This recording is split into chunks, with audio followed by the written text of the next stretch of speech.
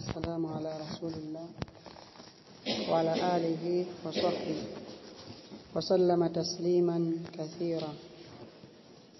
Tumesoma katika kitabu cha kuelezea namna ya swala ya Mtume sallallahu alaihi wasallam, kitabu Sifatu Salati Nabii cha Sheikh Al-Albani rahimahullah. Tukasoma mpaka tukafikia kuzitaja kauli za maimamu rahimahumullah, kuwakataza watu kushikamana na maneno yao pale itakapowathibitikia hadithi sahihi ya Mtume sallallahu alayhi wa alihi wasallam, bali ni wajibu kwa kila ambaye itambainikia hadithi afuate hadithi ya Mtume sallallahu alayhi wasallam na aachane na maneno ya maimamu wake. Na kwa sababu huu mlango ni mlango mpana na baadhi ya watu ni wagumu kuelewa, Sheikh Al-Albani rahimahullah ta'ala alipoandika kitabu hiki, walitokea baadhi ya watu kuleta hoja zao kwamba labda ndio zitakuwa hoja hizo zinaweza zikashinda hoja sahihi kwamba watu wana uwajibu wa kufuata mafunzo ya Mtume sallallahu alaihi wasallam na sio uwajibu wa kufuata mafunzo ya maimamu. Kwa hiyo pakawa pana hoja walizotoa baadhi ya watu. Sheikh Al-Albani rahimahullah ta'ala alizijibu hoja hizo na zote akaziweka kwenye kitabu chake hiki, hoja moja baada ya hoja nyingine. Walillahi alhamdu, na majibu yake ni mazuri yenye kutosheleza kwa mwenye kukusudia haki, na ziko takriban hoja nne. Hoja ya kwanza ni hoja ambayo wanatumia hadithi ya Mtume sallallahu alaihi wasallam. Tulisema tutasaja tu baadhi ya sehemu kisha tutaingia kwenye mlango wa kwanza wa kitabu. Lakini tumeona hizi hoja zina haja kubwa ya kuzidurusu na majibu yake, kwa sababu si kwamba zimetumika tu kwenye suala la swala. Zimetumika katika kila sehemu wanaotofautiana watu, unakuta zaletwa hoja hizi, hamna nyingine. Kwa hiyo Sheikh Al-Albani rahimahullah ta'ala ameandika mlango akasema shubuhatun wa jawabuha, hoja tata na majibu yake.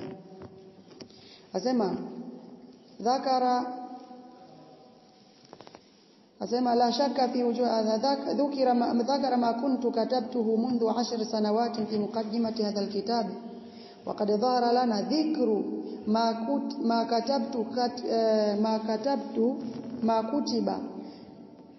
كتبتها منذ 10 سنوات في مقدمة هذا الكتاب. Asema utajo wa yale ambayo yameandikwa ni kwamba nimeandika miaka takriban 10 iliyopita kwenye utangulizi wa kitabu hiki.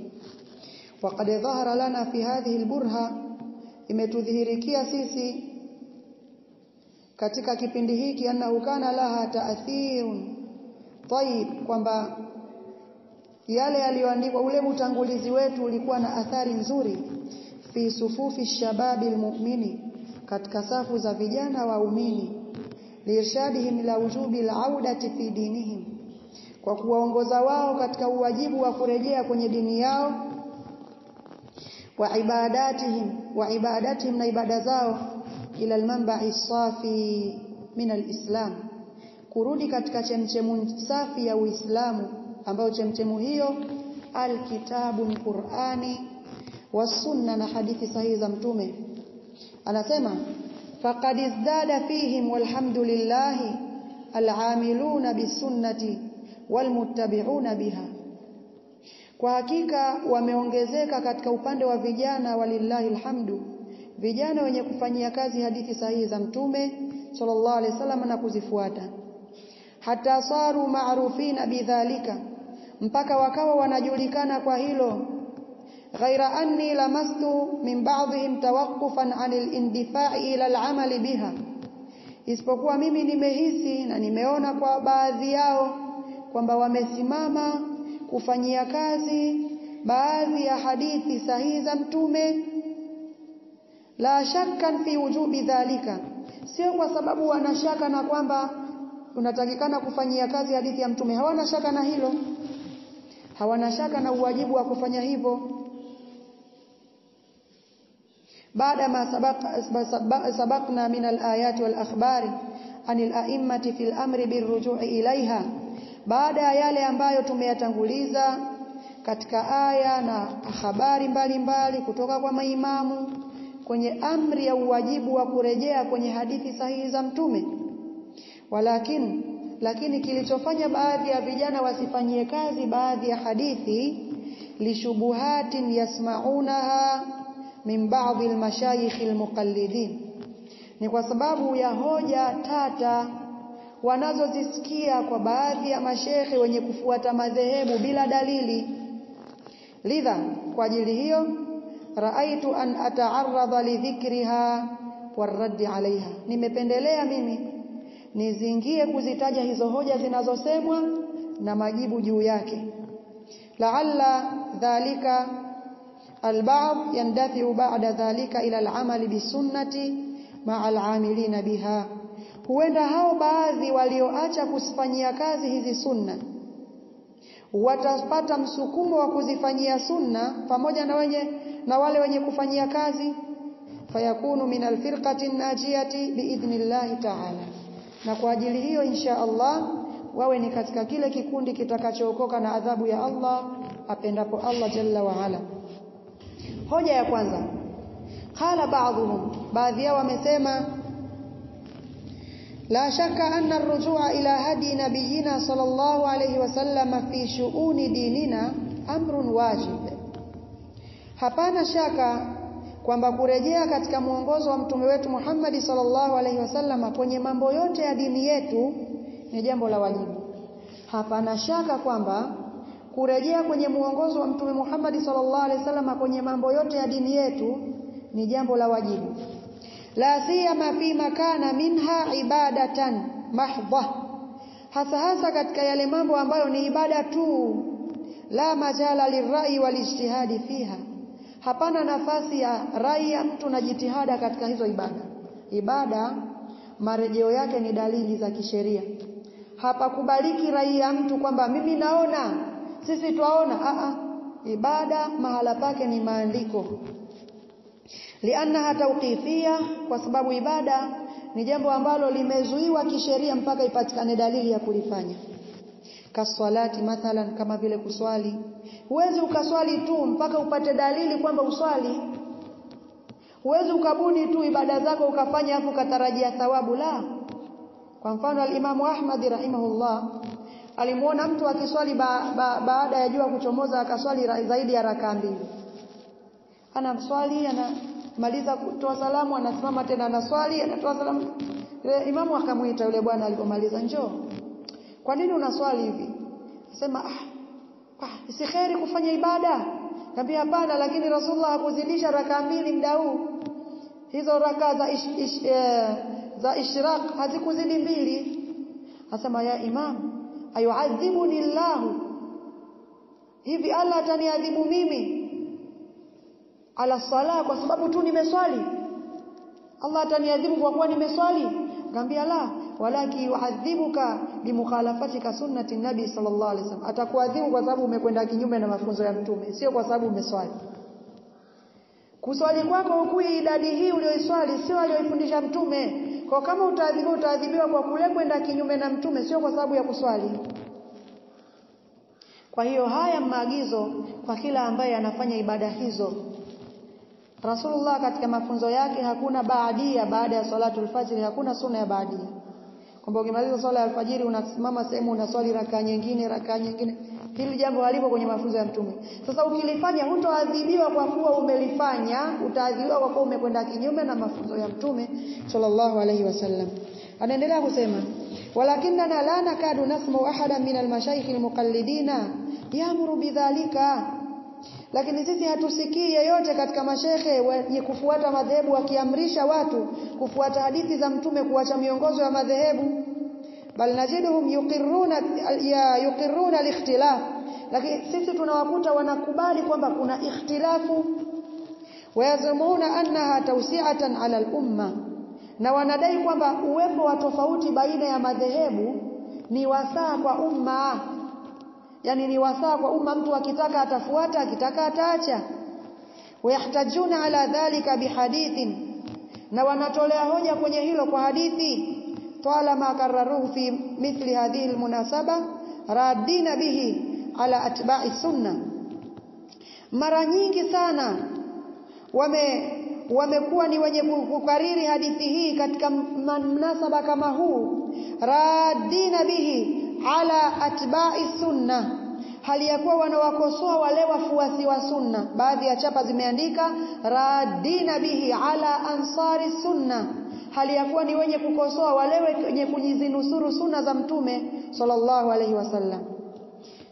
Hadithi hiyo inasemaje? Ikhtilafu ummati rahmatun, kutofautiana umati wangu ni rehma. Jamaa, kutofautiana umati wangu ni rehma. Fayabdu lana anna hadha alhaditha yukhalifu almanhaj alladhi tad'u ilayhi. Sasa vijana wasema, Sheikh Al-Albani, hii hadithi inadhihiri kwamba inakwenda kabisa kinyume na mfumo unaowaita watu kwamba wafuate sunna. Hata kama mtu imamu wake kasema kinyume na ile hadithi, ikimthibitikia hadithi ifuate, ndio wajibu wake. Mbona Mtume hapa katuambia sallallahu alaihi wasallam kutofautiana umati wangu ni rehma? Fama qauluka fi hadha alhadith, nipi kauli yako kwenye hadithi hii? Na hii hadithi inatumika mpaka nilisikia mtu mmoja siku moja akasimama kwenye hadhara awakosoa wenye kukosoa yale mambo, sema Mtume mwenyewe sallallahu alaihi wasallam akasema ikhtilafu ummati lakum rahma, kutofautiana umati wangu ni rehma kwenu. Kwa hiyo hamna haja ya watu kumwambia mtu bid'a, sunna, sijuzushi. Ikhtilafu ummati rahma, kutofautiana umati wangu ni rehma. Haya madai ni sahihi? Nasema wal jawabu min wajhaini, jawabu hapa kwa njia mbili. Al-awwal, njia ya kwanza, anna al-haditha la yasihu, kwanza hadithi hii si sahihi, bal huwa batilun la asla lahu, bali hadithi hii ni batili kabisa, haina msingi wowote katika vitabu vya hadithi, haipo, ni batil. Qala al-allamatu as-subki, amesema al-allama as-subki, al-imam as-subki rahimahullah, sema lam aqif lahu ala sanadin sahihin, sijaipatia hadithi hii hata mategemezi sahihi, wala dhaifin, wala hata mategemezi dhaifu pia haina, wala maudhu'in, hata kwenye vile vitabu vya hadithi zilizotungwa pia haimo. Yani kuna hadithi zimetungwa na watu wanatunga hadithi kutetea mambo yao. Pia mwanachuoni huyu kipindisho alipofuatilia kwenye vitabu sahihi vyote haipo. Kwenye vitabu ambavyo vimetaja hadithi dhaifu haipo. Kwenye vile vitabu ambavyo vimekusanya zile hadithi ambazo ni maudhu' zimetungwa na watu pia haipo. Ina maana haina muda mrefu ndio imetungwa. Huko kwenye vitabu vya kale haijaandikwa. Qultu, anasema Imam Al-Albani, wa inna ma ruwiya bilafdhi, kwa hakika imepokelewa kwa tamko hili, ikhtilafu ashabi lakum rahma, kutofautiana maswahaba zangu ni rehma kwenu nyinyi. Na hadithi nyingine inasema wa ashabi kan-nujum, maswahaba zangu kama nyota, bi ayyihi muqtadaitum ihtadaitum, yeyote mtakayemuiga mtaongoka. Anasema Sheikh Al-Albani, wa kilahuma la yasihu, hadithi zote hizi, matamko yote haya mawili sio sahihi. Al-awwal wahin jidda, tamko la kwanza ni dhaifu mno, wal akhar mawdhu', na ili la mwisho hili ashabi kan-nujum bi ayyihi muqtadaitum ihtadaitum, limetungwa ni maudhu'i, wal kadhibul mukhtalaqul masnu'u ala an-nabi fadhalika al-mawdhu'u. Watu wa mustalah hadithi wasema hivyo, uongo ulioundwa ukatengenezwa kunasibishiwa Mtume, wataalamu wa hadithi wanaita maudhu'. Kwa hapa kuna shaitani mmoja tu katunga uongo huu akasema Mtume kasema, ndio maana ya maudhu'. Kwa hiyo hii si hoja kwa watu kufuata hadithi kama hii, wakatoa ni hoja ya kuwakataza watu kufuata hadithi, kufuata ukweli uliobainishwa kwa sababu eti kutofautiana ni rehma. Hakuna jambo hilo.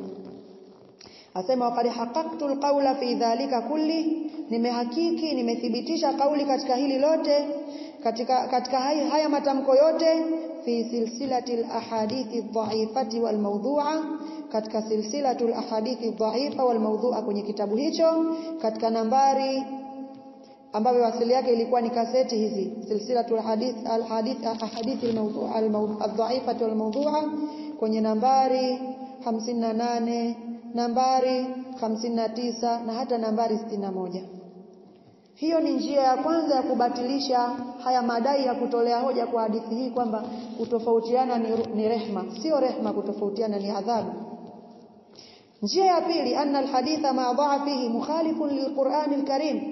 Hii hadithi pamoja na kwamba ni dhaifu, pia imekwenda kinyume na Qur'ani tukufu. Fa inal ayati alwaridati fihi, kwani hadi aya zilizokuja kwenye hili suala, fi nahi anil ikhtilafi fi din, aya zilizokuja kuwakataza waislamu kutofautiana kwenye dini, wal amru bittifaqi fihi, na aya zilizokuja kuamrisha waislamu waungane kwenye dini, ashharu min an tudhkara. Aya hizo ni nyingi mno, ni mashuhuri sana kuliko hata kutajwa. Ni mashuhuri, kila muislamu anajua. fi nahi anil ikhtilafi fi din, walakin la basa min an nasuqa ba'daha ala sabili almithal. Lakini hapana tatizo hapa tutaje baadhi ya aya hizo kwa njia ya kutolea mfano. Qala Allah Ta'ala, Allah anasema, wala tanaza'u fatafshalu watadhhaba rihukum, na wala msizozane mtafeli na nguvu yenu itaondoka. Suratul Anfal aya ya 46. Waqala, na akasema, wala takunu minal mushrikin, na wala nyinyi waislamu msiwe kama washirikina, minal ladhina farraqu dinahum wa kanu shi'a kullu hizbin bima ladayhim farihun, kama wale ambao walitogawanya dini yao wakawa vikundi, kila kikundi kwa yale kilionayo ni chenye kufurahia na kujifakarisha kwa chengine. Allah anatukataza hilo katika surati Rum aya ya 31 mpaka 32. Waqala, na akasema, wala yazaluna mukhtalifin illa man rahima rabbuka, na hawatoacha kuwa ni wenye kutofautiana isipokuwa wale waliohurumiwa na Mola wako, wale ambao Allah amewarehemu. Suratu Hud aya ya 118 mpaka 119. Anasema Sheikh Al-Albani, fa idha kana man rahima rabbuka la yakhtalifun, sasa ikiwa wale ambao Allah amewarehemu hawatofautiani, wa inna ma yakhtalifu ahlul batil, kwa hakika wanatofautiana watu wa batil, fa kaifa yuqalu an yakuna likhtilafu rahma, sasa inaingiaje akilini eti kutofautiana kuwe ni rehma? Yawaje hilo kiakili?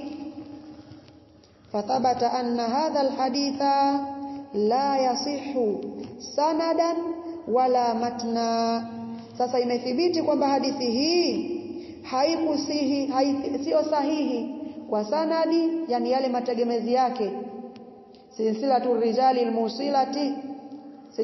rijali almusilatu ila almatni, ule mchungo, ule mtiririko wa wale mapokezi, mchungo ambao na mtiririko ambao unatufikisha kwenye matni wenyewe sio sahihi, wala matnan, wala ile matni yenyewe ile si sahihi. Wa inaidhin, na kwa wakati huo basi, yatabayanu biwudhuhin, inabainika kwa uwazi kabisa, annahu, ya kwamba, la yajuzu ittikhadhuhu shubhatan, haifai kuifanya hadithi hii ni hoja, litawaqqufi anil amali bil kitabi was sunna, ya kuacha kushikamana na kufanyia kazi maagizo ya Qur'ani na hadithi, alladhi amara bihi al-a'imma, ambayo wameamrisha kwayo maimamu wetu. Kwa hiyo hadithi hii, ikhtilafu ummati rahmatun, hadithi hii ni batil, ni maudhu', ni maneno ya uongo yaliyotengenezwa yakanasibishiwa Mtume sallallahu alayhi wasallam. Allah mlaani aliyeyaunda akafanya watu wanafanya kwamba ni hoja ya kupinga kufuata mwenendo sahihi wa Mtume sallallahu alayhi wa alihi wasallam. Lakini kadhalika pamoja na udhaifu wake na ubatili wake imekwenda kinyume pia na lafzi la Qur'ani, wala tanaza'u fatafshalu wa tadhhaba rihukum wala takunu minal mushrikin minal ladhina farraqu dinahum wa kanu shi'a kullu hizbin bima ladayhim farihun wala yazaluna mukhtalifin illa man rahima rabbuka. Kwa hiyo tunatakana sisi tujue kwamba hoja hii si hoja. Ikishathibiti hadithi ya Mtume sallallahu alaihi wasallama, wajibu wetu ni kuifuata. Tusiseme ikhtilafu ummati rahma, haya maneno yaliyotengenezwa ya uongo yakanasibishwa kwa Mtume sallallahu alaihi wasallama kwa lengo la kutuzuia sisi kufanyia kazi mafunzo yake yanapotubainikia. Kwa hiyo ni hoja ya kwanza na jawabu lake ni hilo, na kwa taufiki ya Allah tutaendelea katika darasa zinazofuatia na hoja ya pili na hoja ya tatu na hoja ya nne. Na kwa sababu ya umuhimu wa kufuatanisha hoja hizi na majibu yake, tutapendelea biidhnillah jalla wa ala kwamba tutaendelea kuzitaja kwanza hizi hoja na majibu yake mpaka zikiisha, ndio tutarudi kwenye ile mpangilio wetu wa siku 3 za kila wiki, na takriban hizi hoja zitachukua siku 3 tu. Jumamosi na Jumapili na Jumatatu hoja hizi zimeisha. Jumanne tunarudi kwenye mpangilio wetu wa siku 3 za mwanzo ni durus kuhusu Shia. Siku 3 za mwisho za wiki ni durus za sifatu salati nabii sallallahu alaihi wasallam. Na hizi siku 2 tumerefusha kidogo zikafika dakika 20 kwa sababu ya umuhimu wa kumalizia maelezo haya ambayo hayafai kusimamia katikati. Ukisimamia katikati hapa watu wataondoka na ufahamu ambao sio sahihi. Kwa lazima uyamalizie ili watu waondoke na jawabu zima na swali zima, wasiondoke na majibu nusu hatimaye wakawa wamechanganywa katika yale maelezo. Kwa hiyo nasallallahu jalla wa ala yuwaffiqana lima yuhibbu wa yarda. Rabbana qsim lana min khashyatika ma tahulu bihi bainana baina ma'asiyatik wa min ta'atika ma tuballighuna bihi jannatak wa min al-yaqini ma tuhawwinu bihi alayna masa'ib ad-dunya wa mat'ina bi asma'ina وأبصارنا وقوتنا ما أبقيتنا واجعله الوارث منا واجعل ثارنا على من ظلمنا وانصرنا على من عادانا. اللهم لا تسلط علينا من لا يخافك فينا ولا يرحمنا. اللهم لا تجعل الدنيا أكبر همنا ولا مبلغ علمنا ولا إلى النار مصيرنا. وصلى الله على نبينا محمد وآله وصحبه وسلم.